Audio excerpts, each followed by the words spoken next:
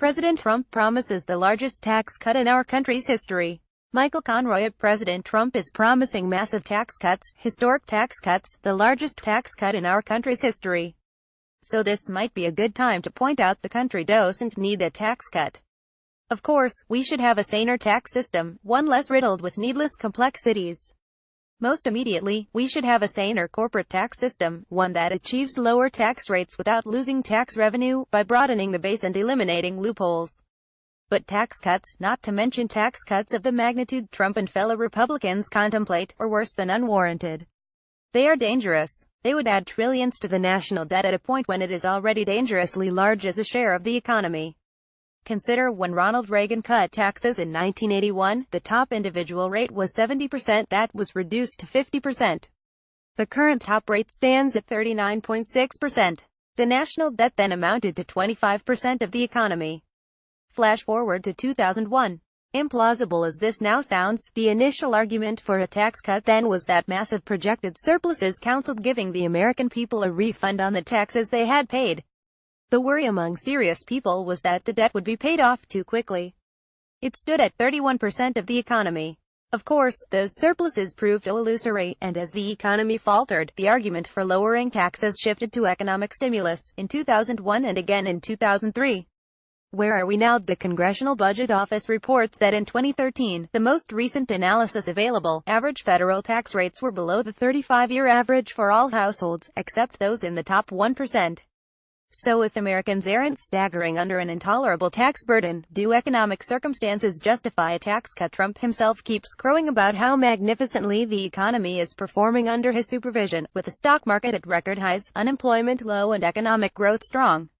Meanwhile, the national debt is 77% of the economy, the highest since the end of World War II.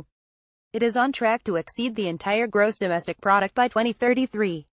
That is even without a $1.5 trillion tax cut, the amount envisioned in the just-passed budget resolutions. Don't think this is a problem. Trump himself has disagreed. Accepting the GOP nomination, he lambasted President Barack Obama for overseeing a doubling of the national debt. Issuing his first budget blueprint in May, Trump warned against passing unsustainable levels of debt onto our children and grandchildren and causing serious economic damage.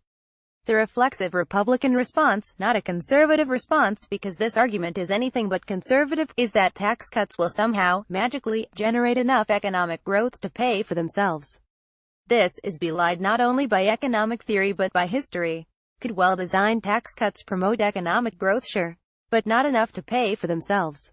Responsible economic analysis ranges from a low of zero effect on growth because higher debt constitutes a drag on the economy to a high of 32% of the cost of the tax cuts. The actual numbers don't support tax cutters' zeal. As economists William Gale and Andrew Samwick found, U.S. historical data show huge shifts in taxes with virtually no observable shift in growth rates. Yes, the economy grew robustly after John F. Kennedy proposed and Lyndon B. Johnson signed a tax cut in 1964. The top rate went from 91% to 70%, and after Reagan cut taxes in 1981 he later raised them, because of fears of the ballooning deficit. But the economy also grew robustly after Bill Clinton raised taxes in 1993 and anemically after George W. Bush cut taxes in 2001 and 2003. The Trump White House claims that its proposed corporate tax cuts could boost GDP by 3% to 5%. But its analysis doesn't consider the impact of financing the tax cuts through deficit spending. Indeed, the Nonpartisan Tax Policy Center found that increased growth would be counteracted within a few years by the drag of higher deficits. Overall, the plan would increase deficits by $2.4 trillion during the first decade. Trump wants tax cuts, the biggest ever, because he promised them. Republicans take tax cuts as a matter of faith. They are desperate for a legislative win, any win, to take to voters next year. So deficit-financed tax cuts may be a political imperative. As an economic matter, they are simply reckless. Read more from Ruth Marcus Archive, follow her on Twitter or subscribe to her updates on Facebook.